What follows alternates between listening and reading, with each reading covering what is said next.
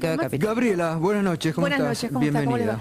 Digo, además me parece, yo la escuchaba anoche a Carrió, hablamos de los parientes y de las familias como si no estuviéramos hablando de la misma empresa. O sea, acá hay una autoamnistía de parte del presidente, no hay manera de separar.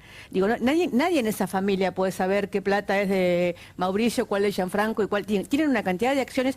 A ver, a lo que voy es, Mauricio Macri no tiene ninguna empresa solo, nunca hizo plata trabajando él, toda su plata, toda su fortuna, toda la que está en su declaración jurada es parte de la empresa familiar. O sea, no hay ninguna fortuna del presidente separada de la fortuna de Mariano, de Gianfranco o del padre. Franco. O de Franco. De Franco, que admitió, aparentemente también se conoció el fin de semana, que ante la justicia dijo, asumo yo, es que todo era están todos mío. tratando de cuidarse de alguna manera, porque además, digo, hay muchos problemas en esa familia, Mariano les acaba de iniciar juicio y todo, pero vos fíjate la coincidencia de fechas, no es solamente una semana antes de las elecciones, es también cuando ya se sabía en los Panama Papers, porque vos acordate que primero se descubren los Panama Papers que están, y después se tarda en publicarlo hasta después de las elecciones. Claro. Pero en ese momento, los que manejan la información en el mundo, ya sabían Ahora, que habían aparecido los Panama Papers y que ellos estaban ahí. Esto que pasó con la Fiscalía de Hamburgo, que denuncia que antes de las elecciones se borraron pruebas, se ordena esa misma destruir... fecha. Antes de las elecciones es la fecha en la que se conoce, los que estaban trabajando en el tema, conocen los Panama Papers que estaban los Macri. Pero incluso los periodistas llamaban por teléfono a los imputados para que los imputados dieran su versión de los hechos, o porque como directamente se corresponde por enteraron otra parte. Sí, porque estaban chequeando información, porque había muchos periodistas de muchos países trabajando, con lo cual los bancos lo debían saber, Fonseca lo debía saber, digamos, todos los que estaban involucrados ya sabían que esta información iba a salir. En la misma fecha, Mauricio Macri pasa su fortuna, la que tenía de sus ahorros de la banca de Estados Unidos y de la banca de Suiza, ¿te acordás también? A las Bahamas. Todo es exactamente en la misma fecha en que ellos están tratando de ver de qué manera acomodan de alguna manera todo esto, porque además Mariano Macri tiene otro problemita encima que va a tener que solucionar de alguna manera, que es que fue declarado insolvente por la justicia argentina en el juicio de divorcio con su exmujer. Qué interesante. Entonces, ella le reclamaba $200 millones, que decía que era la mitad de la sociedad conyugal. Y ¿200 millones de dólares? Ella decía que la sociedad conyugal tenía 400. Entonces, ¿de cuánta plata podemos estar hablando en esto? Estamos hablando de mucha plata. Igual de $200 millones de insolvente. Insolvente. Hay un trecho larguísimo. Lo declararon insolvente a él, insana a ella, y él se quedó con los chicos, y ella siempre, Marifran Peñaluque. Claro. Tiene un larguísimo juicio que desde el 2010 está parado, pero en cualquier momento puede volver a abrirse. Con lo Ahora, te reitero la pregunta, ¿hay estimativo de Gianfranco y Mariano cuánta plata estarían moviendo aquí desde Alemania a Suiza? Porque aparentemente para mover todo eso se puede calcular. No, exactamente en esa cuenta en particular no, pero la semana pasada cuando investigamos lo del banco, por ejemplo, lo de Calcaterra pone que él tiene una fortuna calculada en $400 millones. Calcaterra, Ángelo. Fabio, algo por el estilo, digamos. Entonces estamos hablando de unas fortunas que cuando después Mauricio Macri hace su declaración jurada, dice que tiene la declaración jurada de Macri es de 100 millones, ¿no? Si no me equivoco, Berkovich. Es de 100 millones de pesos, digo. La verdad es el hermano pobre de la familia, digamos, Mauricio Macri. Le fue muy mal en la herencia. Le fue Se fatal, digamos. dedicó a la política, todo el mundo, claro, por eso. Pero le presta plata a Caputo. Le presta plata a Caputo, se van pasando la plata entre ellos. Ahora está el tema de las empresas que anoche empezaron a contar en el programa de Navarro, las empresas chinas que están viniendo a hacer grandes negocios. El jefe de la Cámara Argentino-China de Comercio, ¿quién era? Mariano Macri. Digamos, no hay ningún negocio que les quede afuera. Entonces, digo, la ley de blanqueo, el decreto de blanqueo, no tenés manera de que no estén involucrados todos, porque son todos parientes, porque son todas fortunas familiares. Pero además porque es una familia, digamos, es una familia al más puro estilo, digamos, de lo que las mafias generan dinero y se cuidan cuando tiene que salir uno a poner la cara por otro. Bueno, ese es el comportamiento de los Macri. Bueno, que no son nada nuevo para el argentino, sí. No le puede llamar la atención a nadie. Nadie descubrió América. Sí, lo que llama la atención son estas operatorias que se están conociendo ahora, por ejemplo, desde la Fiscalía de Hamburgo denunciando, Interpol, los movimientos extraños. Lo que más llama la atención, yo estuve la semana pasada que estuve investigando acá, el corresponsal del Spiegel, en realidad vino especialmente a hacer una nota acá, no pueden creer, en los medios en el extranjero, no pueden creer el tratamiento de los medios argentinos sobre este tema, no entienden cómo no es un escándalo Pero vamos a recordar lo que dijo, porque también de alguna forma te toca a vos, Gabriela. Marcos Peña la semana pasada sobre esto, lo que dijo. ¿Qué dijo? Para nosotros la transparencia del presidente es probablemente la transparencia que no ha tenido muchísimos dirigentes políticos para explicar su patrimonio, el escrutinio público que ha tenido de ese patrimonio, la acción del presidente, creo que es enorme y altísima. Y después, si algún familiar tiene o no tiene, tendrá que explicarlo el familiar, pero el clima de tratar de pensar que Panama Papers equivale a una trama de corrupción o no, la verdad que nosotros no lo compartimos para nada, y no hay ningún elemento concreto, más allá de todas las operaciones, las idas y vueltas, que indiquen que esas especulaciones llevan algo, ¿no? La verdad que no. Me hace acordar incluso mucho a cómo era la metodología de la causa escuchas en su momento. Todas presunciones, suposiciones para confirmar un prejuicio, que al final demostró ser una operación berreta en ese momento de la CIDE y algunos jueces, y la verdad que no funciona. Que Panama Papers equivale a una trama de corrupción o no, me hace acordar incluso mucho a cómo era la metodología de la causa escuchas en su momento. Era una operación berreta. Operación Berreta, dijo Marco Peña. Igual de todas las causas que involucraron a Mauricio Macri terminó procesado con confirmación de la Cámara Federal, con confirmación de la Cámara de Casación Penal, y termina después sobreseído cuando es presidente. La verdad que hasta que no fue presidente Mauricio Macri no había sido. Y los funcionarios siguen involucrados y van a funcionar involucrados, tuvimos pedido de juicio político. La verdad es que todas las causas, como la de contrabando... Pero en algo acierta igual Peña, porque no es una causa de corrupción, es una causa de lavado de dinero, es otra cosa. ¿Cuál? La de... Lo de los Panama Papers. Están lavando dinero. Sí, digo, es una forma de corrupción, ¿no? Bueno, lavado de dinero tiene como una tipificación específica en el Código Penal. Sí, digo, pero Macri ya estuvo involucrado, que eso también yo a veces discuto con algunos colegas. No nos estamos enterando ahora que los Macri lavan dinero. Los Macri lavaron dinero toda su vida, fueron condenados, fueron procesados por lavar dinero, por contrabando. La persona que hoy maneja País Digital, la persona que hoy maneja todas las compras para el voto electrónico que le salió mal, es el señor Martínez, que fue procesado por contrabando y lavado de dinero junto a Franco Macri en su momento en la empresa. Y a lo que voy también es que toda esa plata que se mueve en las 31 empresas offshore, que ahora son 40, como decía recién el diputado Martínez, son todas de la empresa Sogma. La empresa Sogma es una empresa que en la IGJ está constituida 20% de acciones para Mariano, 20 para Gianfranco, 20 para... Digo, no hay otra. Esa es la empresa, digamos. Entonces, el dinero que se está moviendo es todo de esa empresa, ¿eh? No hay dinero por afuera de esa empresa. Entonces, lo que estamos hablando es de la fortuna del presidente evadiendo dinero y de cómo la familia hace para cubrir todo eso. Ahora, vos decías el otro día cuando hablábamos en la radio que va a seguir explotando porque hay todo un problema a nivel de la familia, que se están pasando, que seguías muy de cerca, que están realizando cambios todos los días. Están haciendo todo el tiempo cambios, digo, ahora lo de la compra del banco es claramente para sacar, digo, solamente en este país no es un escándalo internacional que hayan comprado un banco que tiene una sede en Caimán y que digan que lo van a fondear con el dinero de los contratos de la obra pública, digo, y que no estemos todos hablando solamente de eso, digamos, solamente pasa en este país. Yo creo que a mí a veces me pasa, y nos pasa a todos con las investigaciones, que a veces ya no sabemos, ya creemos que nada tiene impacto. A ver, la persona que está en este momento a cargo de la investigación, de la información financiera sobre el tema del lavado, es María Pía Monques Calcaterra. Es una sobrina del presidente, que es la que tiene que denunciarlo en la oficina antilavado. Entonces, la verdad es que la trama de impunidad que se construyó en este país para cubrir al presidente, un poco con los medios y otro poco con la justicia y con cómo armaron el Estado, es una cosa que jamás vista. ¿Pero qué relación tiene con el contratista Calcaterra? Es la sobrina. Calcaterra, es la hija de Fabio.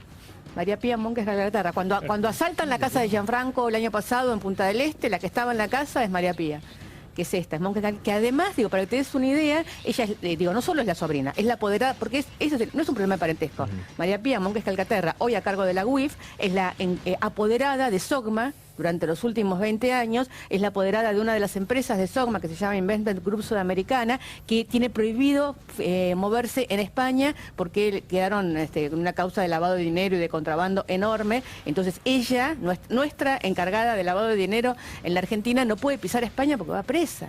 Entonces, es increíble. Eso es lo que está sucediendo en este momento. A veces es difícil de contar porque la gente no puede creer que efectivamente todo lo que esté sucediendo sea de esta magnitud, ¿no? Bueno, así que ustedes mañana van a incidir ante la comisión bicameral por el tema del decreto famoso del blanqueo. Sí, sí. Es uno más de los intentos que hemos hecho. Bueno, diputados y diputadas del Frente para la Victoria. También lo hizo Victoria Donda, presentó un amparo. Y Felipe creo también haber escuchado que también iba a presentar hoy un amparo, o mañana presentará un amparo para frenar ese... Bueno, enseguida continuamos con Gabriela Cerruti, con Juliana y Tulio. También está Salvador Fernández, que es secretario general junto de ANSES. Mañana hay paro de ANSES, ¿no? ¿Mañana? Sí. en realidad se había resuelto una medida de fuerza.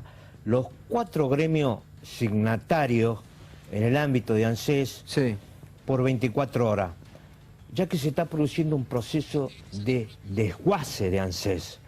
Se está afectando el principal pilar financiero de ANSES, que es el Fondo de Garantía.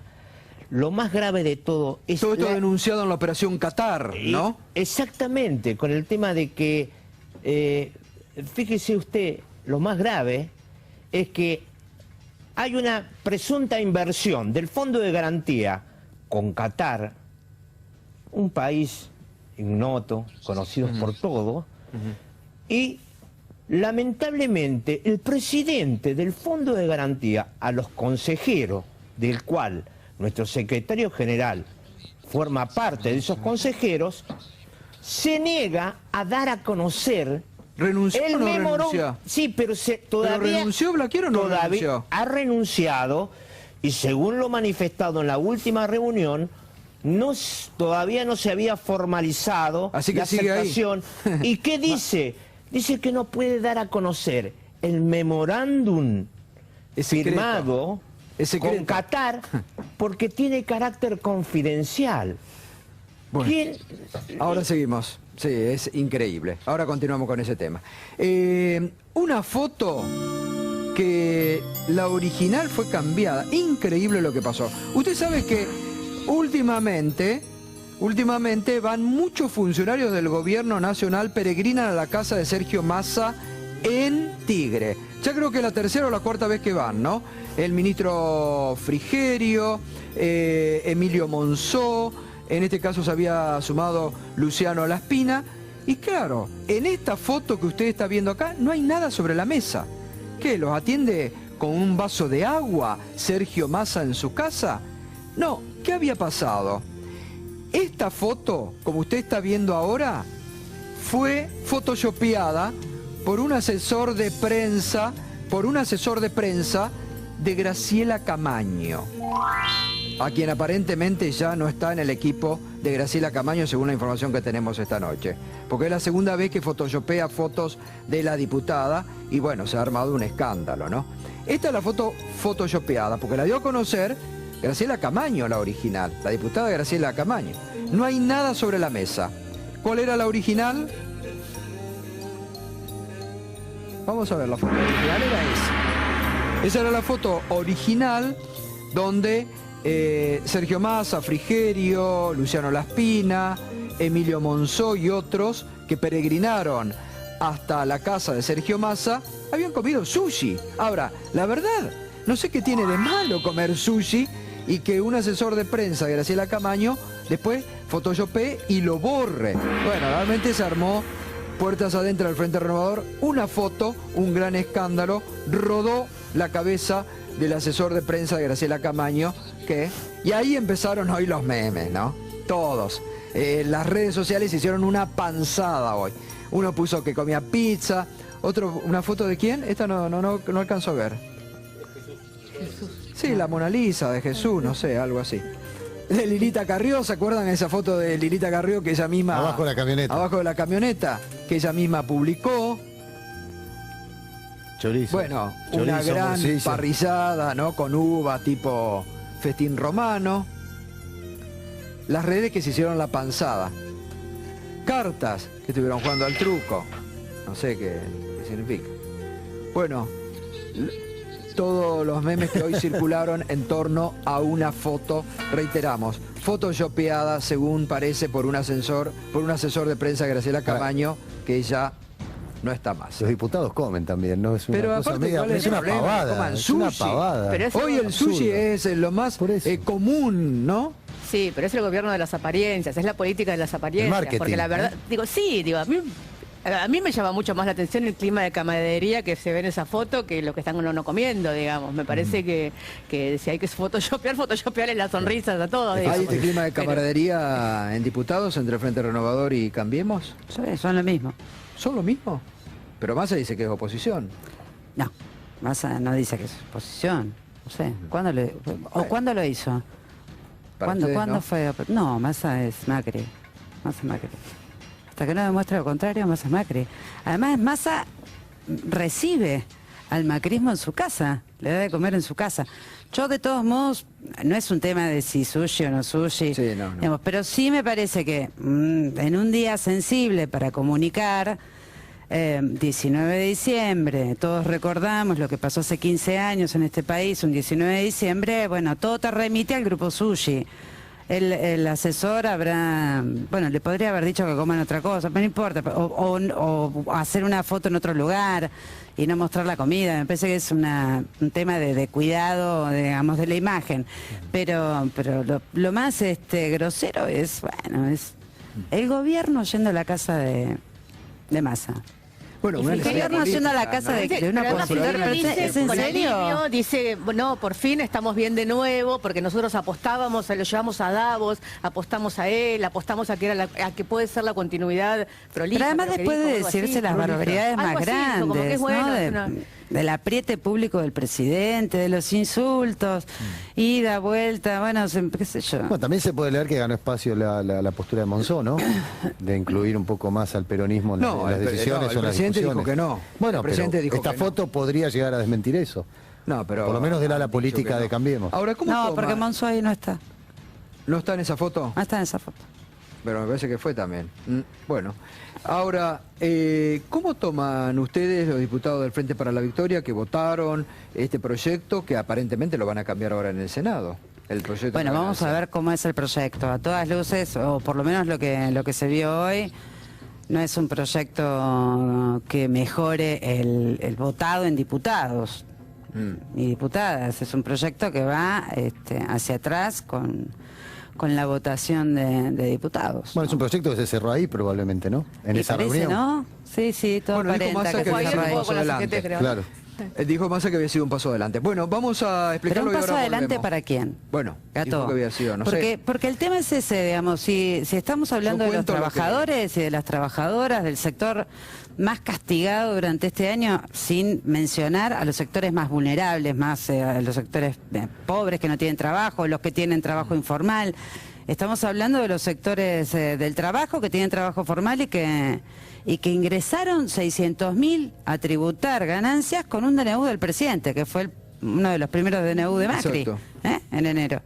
Así que la verdad es que no es un paso hacia adelante para los trabajadores, por lo menos no es lo que yo veo. Vamos a ver en qué, y ahora seguimos, Juliana, vamos a ver con Berco qué es lo que a priori consensuaron o arreglaron o negociaron la CGT y el gobierno por ganancias. El paro que hoy tuvo a maltraer a millones de argentinos, que mantuvo gente varada en todo el país, que aquí complicó mucho en el área metropolitana el transporte, que fue anticipo exclusivo de minuto 1, de hecho el jueves pasado por la noche, abrió una grieta en la CGT.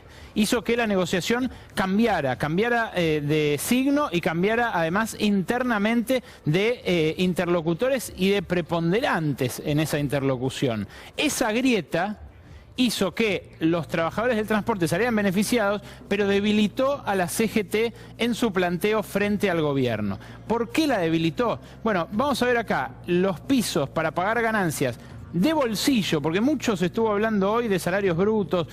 Me parece más gráfico verlo así, verlo con el ingreso de bolsillo de cada uno y comparar el proyecto oficial, que pretendía subir apenas un 15% el mínimo no imponible para el pago de ganancias, o sea, el piso a partir del cual se paga ganancias, el de la oposición, que lo subía mucho más y que el gobierno decía era irresponsable fiscalmente, y el que se terminó acordando hoy, finalmente, tanto para trabajadores solteros sin hijos a cargo, como para casados con 2 hijos. Fíjense ustedes la distancia que hay. El proyecto oficial era 21.700. A partir de ahí pagaba un trabajador soltero 27.800, decía la oposición, y el acuerdo al que llegó la CGT hoy con el gobierno, que anunciaron Daer y Triaca, es más alto, sube un 22% el piso para pagar ganancias en vez del 15% que planteaba el gobierno, pero mucho menos de lo que planteaba la oposición en el proyecto que tuvo media sanción en diputados. Lo mismo para los casados con 2 hijos. Si bien acá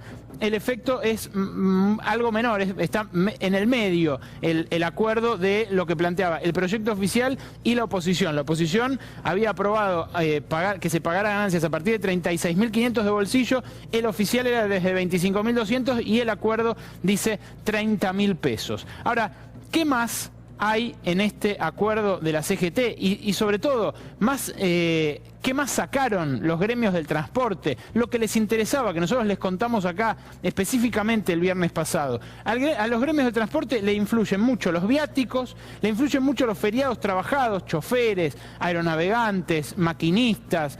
Todos ellos trabajan muchos días feriados y tienen feriados trabajados. Y lo mismo horas extra que tienen un límite legal, pero en muchos casos ese límite legal no se respeta y muchos terminan trabajando muchas horas extra. Bueno, los viáticos van a poder deducirse de ganancias, o sea, no van a estar sujetos al impuesto hasta en un 40%. Las horas extras y los feriados directamente no van a pagar ganancias según el acuerdo que anunció hoy la CGT. Por eso ponemos que ganaron los gremios del transporte. Con el paro de hoy lograron imponer la que era su principal reivindicación, incluso a costa de los gremios que ganaban más si se aprobaba el proyecto de la oposición y que ahora quizás tengan que empezar a pagar ganancias. Algunos empleados de comercio, los de categorías más altas, algunos de sanidad, los de los llamados gremios gordos, salen peor con este acuerdo que con lo que planteaba la oposición. Si bien ese proyecto no incluía la posibilidad de descontar, y mucho menos el oficialista incluía la posibilidad de descontar estos ítems. ¿Qué otras letras chicas hay en el acuerdo, en lo que se anunció hoy? Perdóname, Berco, ¿qué escuché? ¿Con el acuerdo algunos gremios salen perdiendo entonces? Sí, claro, Gato. Por eso había malestar todavía hoy. Había malestar. ¿Y para quiénes negociaron los de la CGT? Hoy me dijo un diputado, parecía que nosotros fuéramos la CGT y que ellos fueran los diputados negociando, por Daer. Sí. Así caracterizaron diputados que votaron el proyecto opositor y que decía, pero ¿cómo? ¿Esta fue la presión que metió la CGT? Bueno, hay malestar todavía dentro de la CGT. Por eso pusimos, hay una grieta que divide a la CGT claramente y que se manifestó hoy en el paro de transporte. No fue un paro de la CGT, fue un paro que la Confederación de Transporte hizo por las suyas. Pero que se hizo sentir mucho. Se hizo sentir mucho. Pero claro, los 5 paros que... Quería agregar algo. Sí, el reporte de la Fiscalía de Alemania, buenas noches, el reporte de la Fiscalía de Alemania llega a la Argentina en septiembre. Es importante los tiempos, el cuándo de esto. Los movimientos de las empresas de los hermanos del presidente son días antes de la primera vuelta electoral del año pasado. Claro. Luego llegan a la Fiscalía en septiembre y recién ahora llegan a la Procelac en septiembre desde la Fiscalía Alemana y recién ahora, la semana pasada, obran en poder del fiscal Delgado. El fiscal Delgado habló ayer y dijo que... Esto que recién... Lo que decíamos recién, pero en otro fragmento habló sobre el tiempo, por qué tardó tanto tiempo entre el septiembre y hoy. Porque llega primero al Ministerio Fiscal Público. Claro, él dice, quizás mejoraron la información, pero también lo que suele ocurrir es que entren en la calecita judicial a veces los materiales. Y ojo que no sea eso lo que está pasando, porque la Procelac viene de tener una gestión intachable, una gestión que fue denunciada justamente por meterse con elementos del poder económico con los que nunca se había metido. Bueno, no lo sacaron a Gonella, a Carlos Gonella, claro, hay que decir, lo sacaron. Hicieron todo un movimiento y lo sacaron de la Procelac. Es así. Ahora por eso hay otras autoridades y la demora entre el reporte alemán y hoy resulta por lo menos llamativo.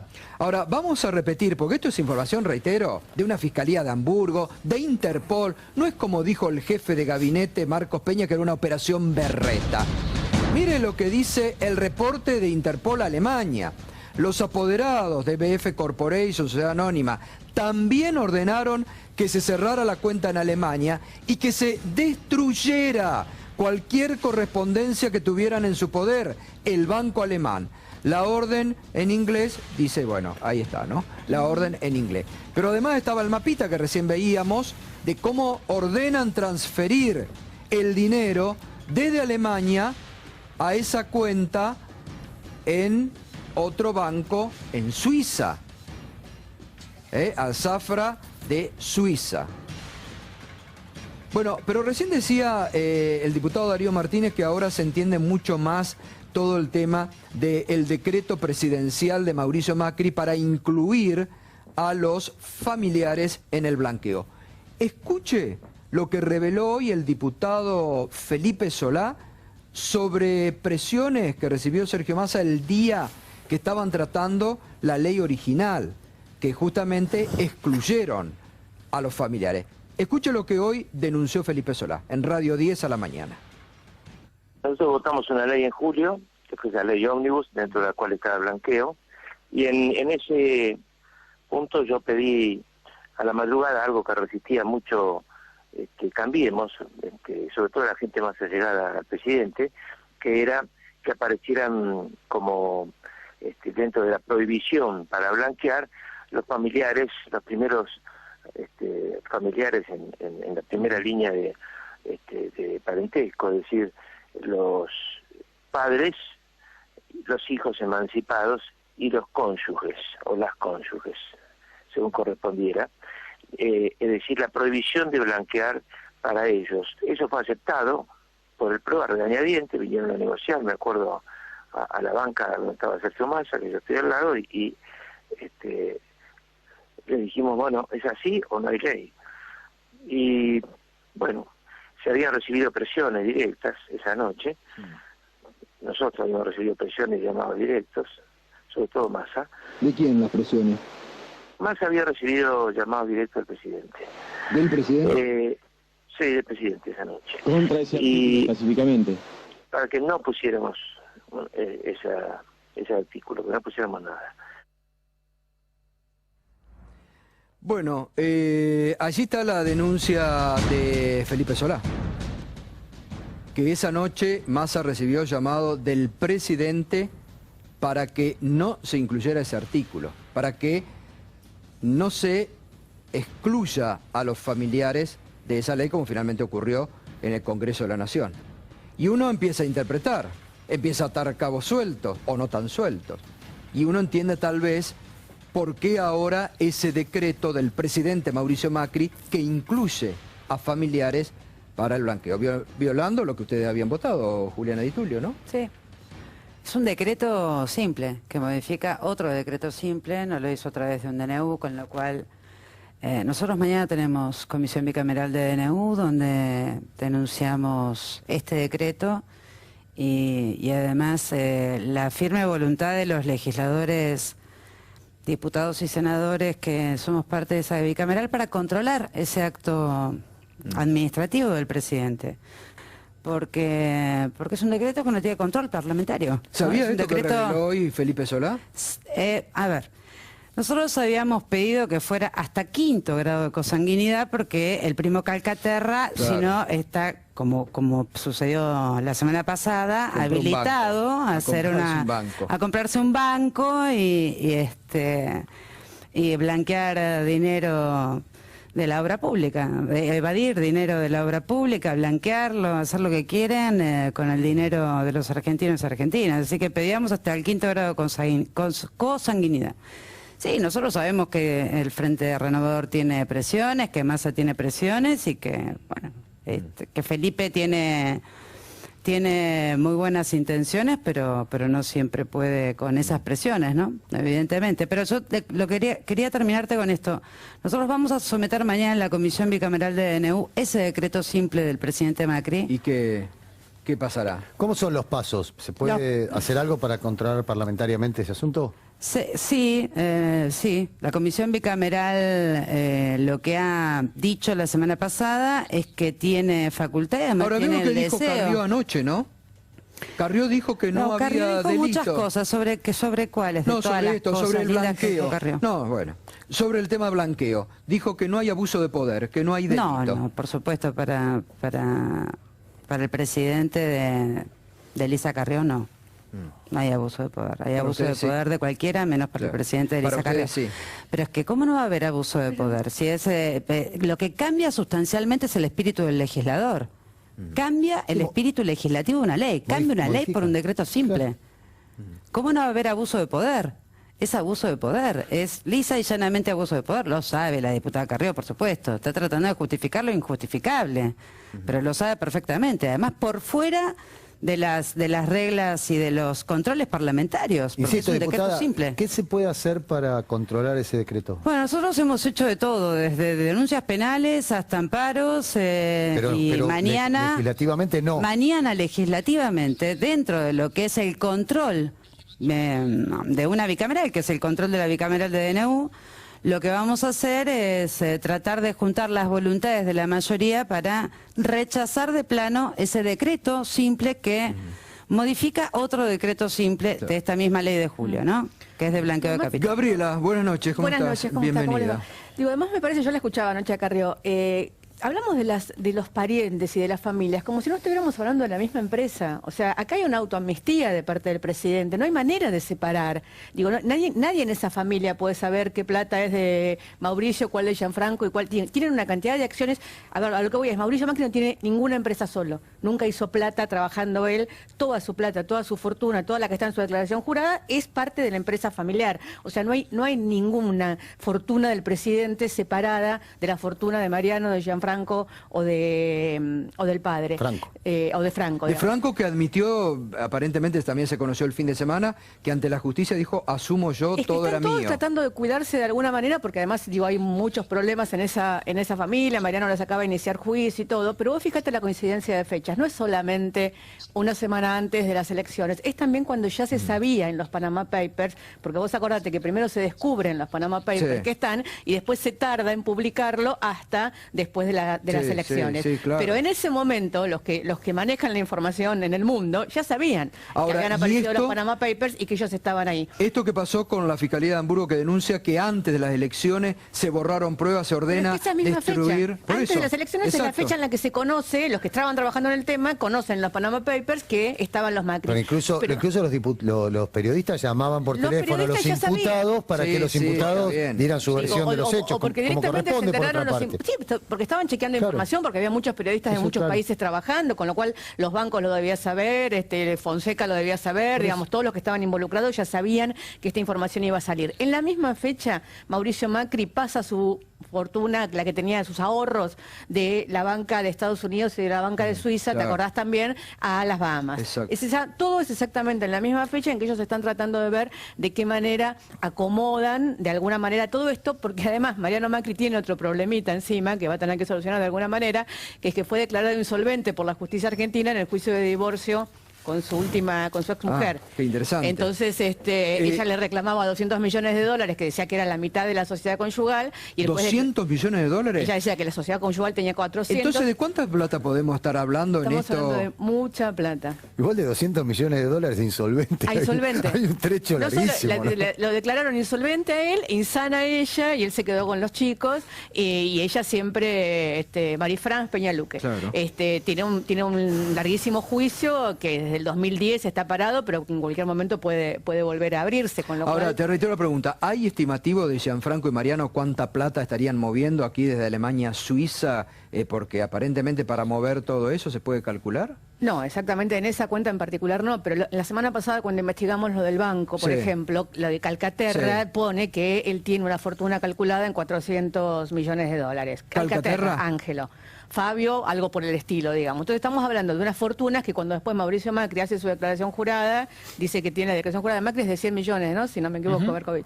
Es de 100 millones de pesos, digo. La verdad es el hermano pobre de la familia, digamos, Mauricio Macri. Le fue muy mal en la herencia. Le fue fatal, digamos. Se dedicó a la política, todo el mundo, claro, por eso.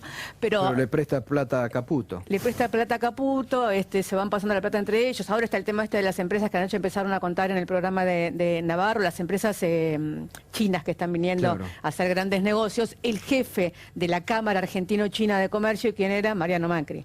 Digamos, no hay ningún negocio que les quede afuera. Entonces, digo, la ley de blanqueo, el decreto de blanqueo, no tenés manera de que no estén involucrados todos, porque son todos parientes, porque son todas fortunas familiares. Pero además porque es una familia, digamos, es una familia al más puro estilo, digamos, de lo que las mafias generan dinero y se cuidan cuando tiene que salir uno a poner la cara por otro. Bueno, ese es el comportamiento de los Macri. Bueno, que no son no son nada nuevo para el argentino, sí. No le puede llamar la atención a nadie. Nadie descubrió América. Sí, lo que llama la atención son estas operatorias que se están conociendo ahora, por ejemplo, desde la Fiscalía de Hamburgo denunciando, Interpol, los movimientos extraños. Lo que más llama la atención, yo estuve la semana pasada que estuve investigando acá, el corresponsal del Spiegel, en realidad vino especialmente a hacer una nota acá. No pueden creer, en los medios en el extranjero, no pueden creer el tratamiento de los medios argentinos sobre este tema. No entienden cómo no es un escándalo pero vamos a recordar lo que dijo, porque también de alguna forma te toca a vos, Gabriela. Marcos Peña la semana pasada sobre esto, lo que dijo. ¿Qué dijo? Para nosotros la transparencia del presidente es probablemente la transparencia que no ha tenido muchísimos dirigentes políticos para explicar su patrimonio. El escrutinio público que ha tenido de ese patrimonio, la acción del presidente, creo que es enorme y altísima. Y después, si algún familiar tiene o no tiene, tendrá que explicarlo el familiar. Pero el clima de tratar de pensar que Panama Papers equivale a una trama de corrupción o no, la verdad que nosotros no lo compartimos para nada. Y no hay ningún elemento concreto, más allá de todas las operaciones, las idas y vueltas, que indiquen que esas especulaciones llevan a algo, ¿no? La verdad que no, me hace acordar incluso mucho a cómo era la metodología de la causa escuchas en su momento. Todas presunciones, suposiciones para confirmar un prejuicio, que al final demostró ser una operación berreta en ese momento de la CIDE y algunos jueces. Y la verdad que no funciona. Que Panama Papers equivale a una trama de corrupción o no, me hace acordar incluso mucho a cómo era la metodología de la causa escuchas en su momento. Era una operación berreta. Operación Berreta, dijo Marcos Peña. Igual de todas las causas que involucraron a Mauricio Macri terminó procesado con confirmación de la Cámara Federal, con confirmación de la Cámara de Casación Penal y termina después sobreseído cuando es presidente. La verdad que hasta que no fue presidente Mauricio Macri no había sido y los funcionarios siguen involucrados y van a funcionar involucrados, tuvimos pedido de juicio político. La verdad es que todas las causas, como la de contrabando... Pero en algo acierta igual Peña, porque no es una causa de corrupción, es una causa de lavado de dinero, es otra cosa. ¿Cuál? La de... Lo de los Panama Papers. ¿Están lavando dinero? Sí, digo, es una forma de corrupción, ¿no?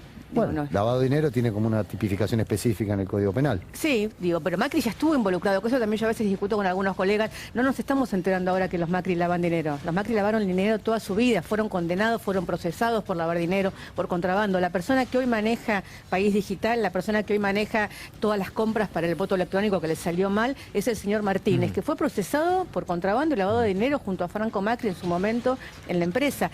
Y a lo que voy también es que toda esa plata que se mueve en las 31 empresas offshore, que ahora son 40, como decía recién el diputado Martínez, son todas de la empresa Sogma. La empresa Sogma es una empresa que en la IGJ está constituida 20% de acciones para Mariano, 20 para Gianfranco, 20 para... Digo, no hay otra. Esa es la empresa, digamos. Entonces, el dinero que se está moviendo es todo de esa empresa, no hay dinero por afuera de esa empresa.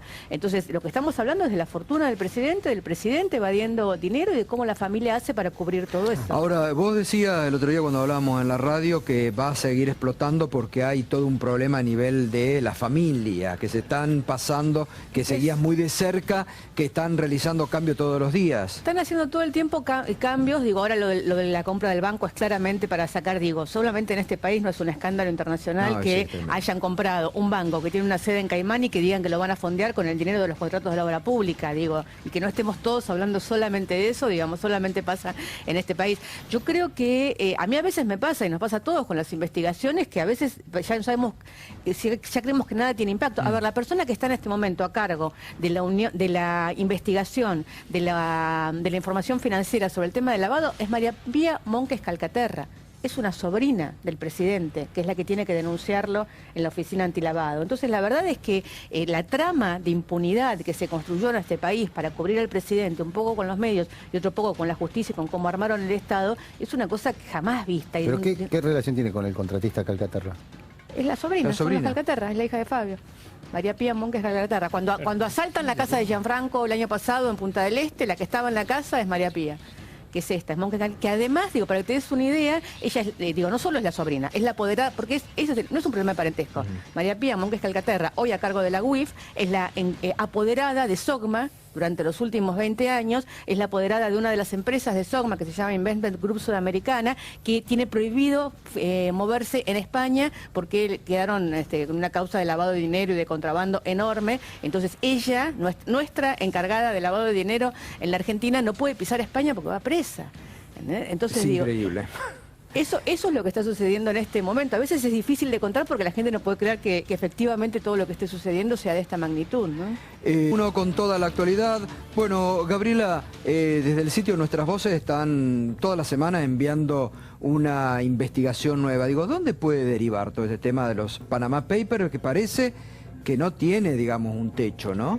Mira, yo creo que no son solamente los Panama Papers. A ver, Mauricio Macri también está imputado en una causa en la que la Procelac ya hizo su dictamen. Lo que pasa es que las cosas no terminan de salir en los medios. La Procelac diciendo que son absolutamente inconsistentes sus declaraciones juradas. Yo lo denuncié el año pasado. Exacto. Y efectivamente las declaraciones juradas de Macri no pasan, no es que hay que buscar, ir con excavadoras a algún lado y qué sé yo. Las declaraciones juradas de Macri, papel contra papel, la Procelac dice que son inconsistentes y que no se comprueba en ¿Esa causa quién la tiene? Esa causa lo que están haciendo es haciéndola girar. Ahora volvió a la ciudad, esa causa estaba en la ciudad, pasó a Nación, ahora volvió a la ciudad porque dicen que en realidad el incremento patrimonial fue en el momento en el que él era jefe de gobierno. Entonces es un tema de la justicia civil de la ciudad. Están viendo de qué manera se sacan la causa de encima, pero esa causa es una causa que está avanzando, como otra cantidad de causas en las que Mauricio Macri está en este momento imputado. Así que yo creo que si en algún momento efectivamente no solo la justicia de este país funciona, sino también, y es cierto como decía recién Juliana, es muy difícil saber si Massa es la oposición o no es la oposición, si bueno, Carrió está claro que no es la oposición,